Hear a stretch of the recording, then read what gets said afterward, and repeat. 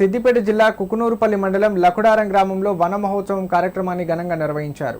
ఈ కార్యక్రమానికి మండల MPDO Mahboob Ali, MPO Nagabhushanam, SI Balakrishna ముఖ్య అతిథులుగా హాజరై సర్పంచ్ శిల్పా నరసింహులతో కలిసి మొక్కలు నాటారు. ఈ సందర్భంగా ఎంపీడీఓ మహబూబ్ అలీ మాట్లాడుతూ మండలంలోని అన్ని గ్రామాల్లో సుమారు 3000 మొక్కలు నాటేందుకు ప్రణాళిక రూపొందించినట్లు తెలిపారు. ఆ ప్రణాళికలో భాగంగానే లకుడారం గ్రామంలో వన మహోత్సవం కార్యక్రమాన్ని నిర్వహిస్తున్నట్లు వెల్లడించారు. సర్పంచ్ శిల్పా నరసింహులు మాట్లాడుతూ గ్రామంలోని ఖాళీ స్థలాలన్నింటిలో మొక్కలు నాటేలా ప్రత్యేక కార్యాచరణ చేపట్టామని తెలిపారు.